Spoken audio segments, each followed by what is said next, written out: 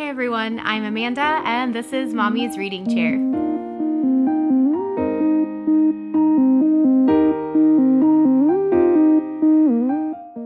One of the videos I have been dying to make, and I thought that the beginning of a year would be the perfect time for it, is a video about 5-star predictions. These are books on a list that I think that I would love and that I might give 5 stars to.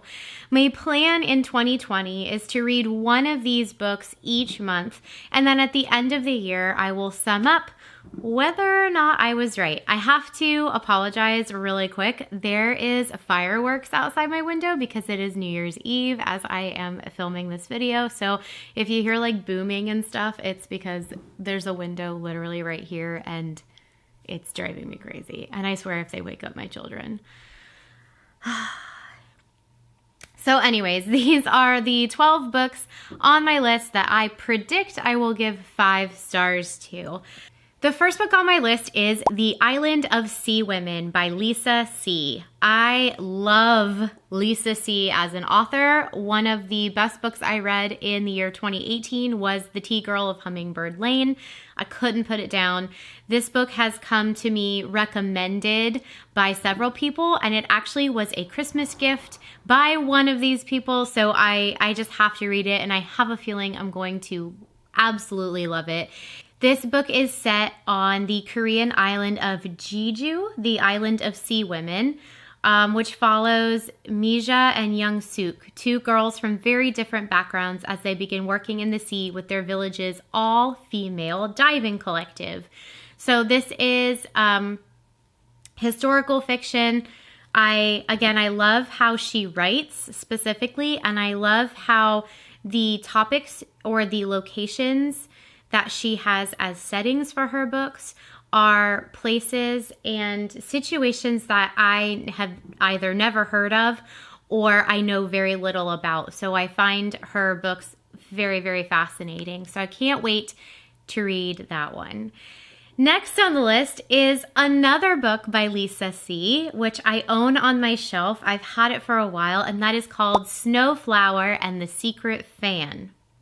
So this one's unique because it takes place in 19th century China, and it's actually talking about like an arranged marriage. And typically when you read books that deal with an arranged marriage, at least in my experience, it's usually the topic is mostly about the relationship between the man and the woman who were arranged to be married. However, this one is about Lily and another woman named Snowflower, and they talk back and forth with writings on a fan, which means that the secret fan. So that's literally all I know about this book, is that it's like the communication between these 2 women in 19th century China.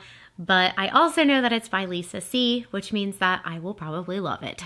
Stepping away a little bit from Lisa C. books, I'm going to go with The Rules of Magic by Alice Hoffman. She is another author that I'm a big fan of, and this one specifically I know has either already been made into a TV series or is going to be made into a TV series. I have not seen anything, and I'm actually trying to stay away from it on the internet, but I do know that it is popular enough to be made into something on the screen. And I love Alice Hoffman, so I think I'm going to really like this one as well. This is one that I am just going to read the synopsis of because it seems like there's going to be so much that's going on in this book, and I really don't know enough about it to be able to sum it up myself. So I'm going to go ahead and read it. It says, "For the Owens family, love is a curse that began in 1620 when Maria Owens was charged with witchery for loving the wrong man. Hundreds of years later in New York City at the cusp of the 60s, when the whole world is about to change, Susanna Owens knows that her 3 children are dangerously unique. difficult Franny with skin as pale as milk and blood-red hair, shy and beautiful Jet, who can read other people's thoughts, and charismatic Vincent, who began looking for trouble on the day he could walk. From the start, Susanna sets down rules for her children.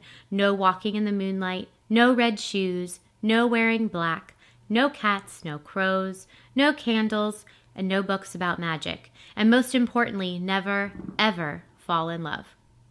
But when her children visit their Aunt Isabel in the small Massachusetts town where the Owens family has been blamed for everything that has ever gone wrong, they uncover family secrets and begin to understand the truth of who they are. Back in New York City, each begins a risky journey as they try to escape the family curse. The Owens children cannot escape love, even if they try, just as they cannot escape the pains of the human heart. The two beautiful sisters will grow up to be revered and sometimes feared aunts in practical magic, while Vincent, their beloved brother, will leave an unexpected legacy. That, to me, sounds absolutely fascinating. It is magical realism, which is a genre that I enjoy. I believe I do know some people who have read this one, and they've all given it 4 or 5 star ratings, and I do trust their judgment. So I'm thrilled to be adding this to my list. This is one that I have had on my shelf for a while, right here. I've owned it for a while, and I haven't gotten around to it, and I really think I'm going to enjoy it. The next book on my list is one that I have had for an outrageous amount of time. I have no excuse as to why I have not read this book yet. I've literally had it on my shelf for years. And that is The Lions of Aalverson by Guy Gavriel Kay. The thing that I find the most interesting about this book is that it's come to me as recommended by a couple of people, but I don't really know anything about it. But when you go into Goodreads, it has a really solid rating, 4.28 out of 5 overall, and that's really good.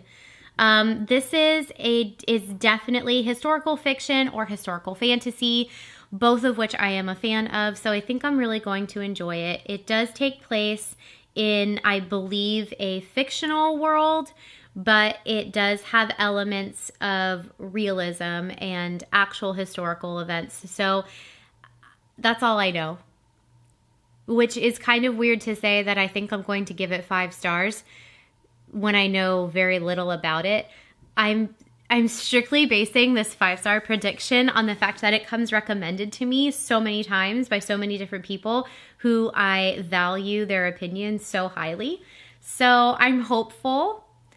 It is a little bit on the longer side. It's 528 pages and the text is really tiny. So I might have to pick this one up on a light month for me, but I definitely want to tackle this one this year, and I think I'm going to love it.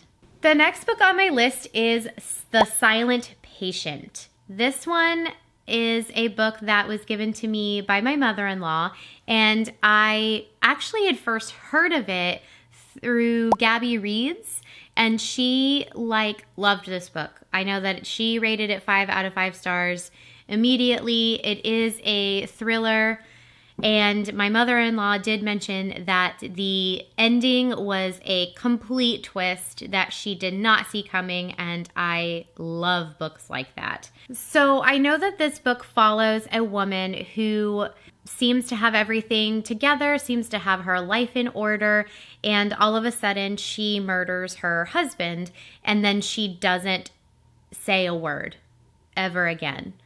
That's literally it. I don't know anything else about the plot except that there's some sort of crazy twist at the end.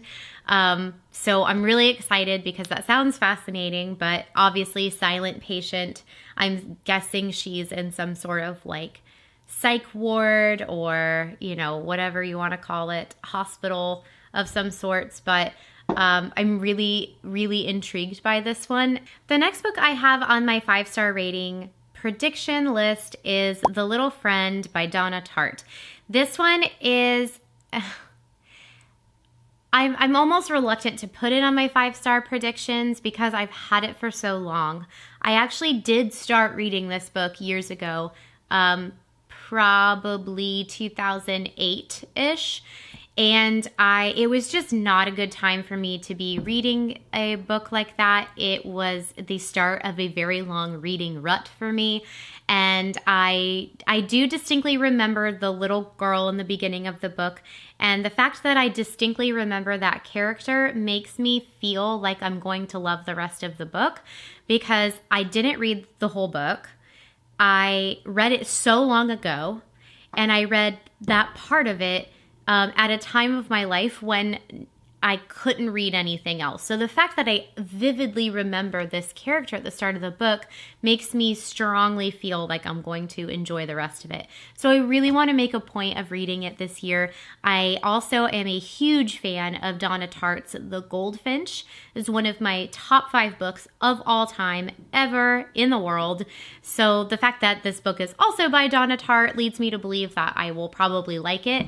I don't always hear great things about all of her books, but I've had this one and it just has stuck out to me for so long. This one is also on the longer side. It is 624 pages. Oh, Lord. So I'm going to have to read that on a light month, but I definitely want to get that one off of my shelf. It has been sitting up there for so long, just wanting to be read. The next book on my list is The Storyteller by Jodi Picoult. I have only read one book by Jodi Picoult. I read Small Great Things in, I believe, 2018, and it was, a emotional roller coaster. That book was so intense, and I've heard that her books do tend to be that way. This one is one that I own. It is one that I have several friends that have read that really enjoyed, and I decided to put it on my list of 5 stars because of the fact that it has an overall rating of 4.28 with almost 200,000 ratings on Goodreads, which to me, anything that's like well over 4 with that many ratings, that's just a good sign to me that it's a really good book. And again, I already own it, and it's a really well-known author for her amazing stories. So I am really excited for this one. So it follows a character named Sarah Singer, who is a baker. And while she's working at a bakery, a man named Joseph, who's an elderly man, comes in to this support group that she's in because of her mother's death. So they're both in this grief support group, and they become friends, which is like an unlikely friendship. And something clicks with them, and it turns out that Joseph confesses a really long, buried, and shameful secret and asks, I'm sorry, I said Sarah Singer. It's actually Sage Singer. I can't see today, apparently, even with my glasses.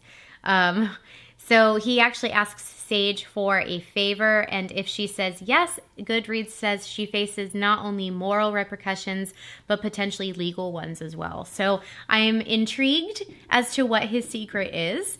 And again, Jodi Picoult has a way of telling a story, so I am thrilled to be reading that this year. The next one is, I cannot believe I have not read this. Please don't shame me, but I have never read The Fault in Our Stars by John Green. This is one that I know I'm going to love. I know I'm going to have it on my 5-star book. I mean, most people do, right? I haven't seen the movie, and I know very little about it, but it sits literally right behind me on my shelf on this side. I don't think you can see it because of my big hair, but it is there, and it's been waiting for me to pick it up. And the fact that it's actually a shorter book makes me excited to add it into my one of my month's TBRs, because some of these books are so long and they're project books, and I'm nervous to not get them done, but I really, really want to try. And The Fault in Our Stars, it seems like a no-brainer that I'm going to have it on my 5-star prediction list. These fireworks are ridiculous. The next book on my 5-star prediction list is Thunderhead by Neal Shusterman. I just finished Scythe in December and loved it. And I know that I'm going to love the second one. And that one will probably be read pretty soon in the year, pretty early in 2020, simply because I want to get to the third one. And I just recently read Scythe, so I want to make sure that I read the second one as soon as possible. I absolutely adored it. I read it with one of my friends, and I know that she's going to be wanting to read the second one as well. And I mean, if anyone else absolutely adores Scythe, please leave a comment below. I know many people on BookTube are recommending it, and now I am one of them because it is so awesome. Now, I don't know much about Thunderhead, but for Scythe, it's basically in this like dystopian, or technically really a utopian world, because the human race has discovered the cures for everything. So no one dies. No one can get old and sick and die. So to control human population, they assign people to be scythes. And these two main characters are apprentices to a scythe, and there's like this whole big, obviously dramatic issue, and I don't want to give too much away because I will give too much away, but basically Thunderhead is the name of like the all-knowing cloud of information that controls pretty much everything except the scythedom. So the fact that the second book is called Thunderhead is intriguing. I actually have not read the synopsis of it, and I don't think I'm going to. I think I'm just going to go in blind, since I already know the characters and I already know how the first one ended. So I don't think I'm going to delve into the synopsis of that one. I'm just going to go in blind, and I know I'm going to give it 5 stars. The next book on my list is The Diviners by Libba Bray. This one I believe I will be reading or listening to as an audiobook, and I don't typically do that. I am not usually an audiobook listener, but I am trying some new things in 2020, and I did listen to a very short book on Scribd in December. I mean, I'm talking, it was like a 60-page book, so it took like 45 minutes. But I do plan on trying this one as an audiobook. I've heard the narrator is really wonderful. But this book I have heard amazing things about, and the second I read about it on Goodreads, I knew that it was going to be one that I am going to love. I also like the fact that it's part of a series. I'm a sucker for series. This is one I'm going to read as well, because I feel like there's so much that's going on in this book and this book series that I really want to make sure I give the synopsis like everything it deserves in my video. So it says, Evie O'Neill has been exiled from her boring old hometown and shipped off to the bustling streets of New York City, and she is positively ecstatic. It's 1926, and New York is filled with speakeasies, Siegfried girls, and rakish pickpockets. Rakish pickpockets? Rakish? The only catch is that she has to live with her Uncle Will and his unhealthy obsession with the occult. Evie worries he'll discover her darkest secret, a supernatural power that has only brought her trouble so far. But when the police find a murdered girl branded with a cryptic symbol and Will is called to the scene, Evie realizes her gift could help catch a serial killer. As Evie jumps headlong into a dance with a murderer, other stories unfold in the city that never sleeps. A young man named Memphis is caught between two worlds. A chorus girl named Theta is running from her past. A student named Jericho hides a shocking secret, and unknown to all, something dark and evil has awakened. So, I think it's fair to say that this one's going to be one I like. Everyone that I am friends with on Goodreads has rated it 5 stars, which is insane to me. So I know I'm going to love it. I'm really interested if listening to it as an audiobook will affect my opinion of it, since I don't typically listen to audiobooks. But I really want to give it a try, and I think that it would be a good book to start with going into listening. So we'll see how it goes. If I wind up disliking the audiobook, I have absolutely no problem going out and buying it, because I definitely want this book to be read this year. There are 2 more books on my list, and the next one is Illuminati by Amy Kaufman and Jay Kristoff. This book I actually have in front of me because it is so unique. in the sense that it's written in mixed media. So it is not actually written in like paragraph form. It's got files and memos and maps, and I mean, look at all this. So even though it's massive, I've actually heard that it's a very quick read just because of the way it's written. I have also heard that it is extremely immersive, that you just get swallowed up by this story. And I mean, it sounds great. I know that it is about two corporations who are fighting over a planet. And it says that Katie and Ezra, who are exes, they're barely talking. They're forced to escape on an evacuating fleet.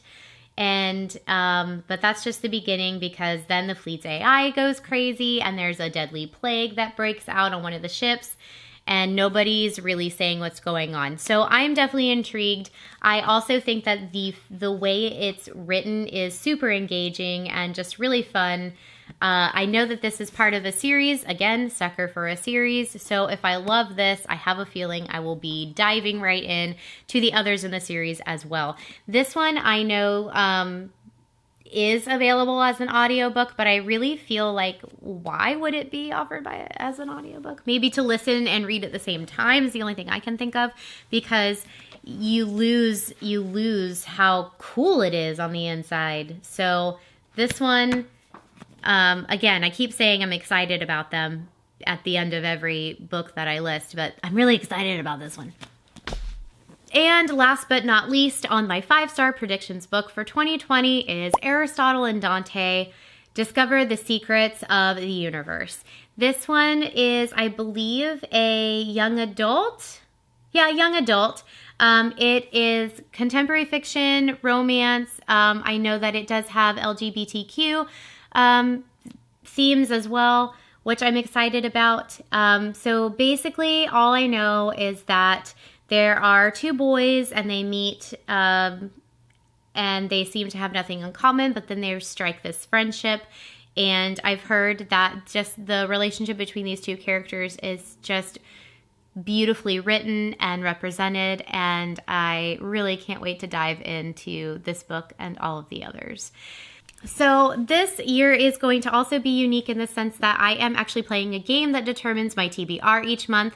If you haven't watched the video of Disney Chooses My TBR, I have it linked below. Included in every month, I will be reading one of the books from this list, and then you can look forward to, at the end of the year, helping me or watching me sum up what I felt about them and whether or not I was correct in my assumptions that I will give these books 5 stars. Make sure to hit subscribe so you don't miss out on these videos, and I'll see you next time.